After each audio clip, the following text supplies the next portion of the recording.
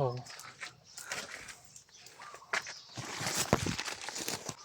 ơi cô oxy tiết luôn ơi con này mình phong cai phong ná xì khoản rồi vật đắp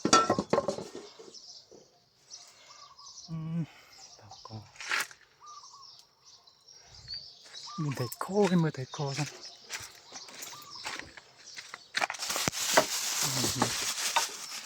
bây con thấy khô cái bay này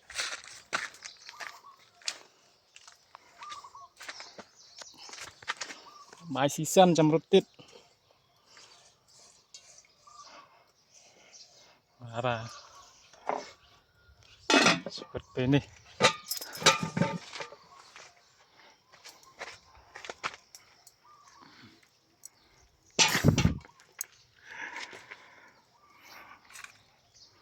cái này nó có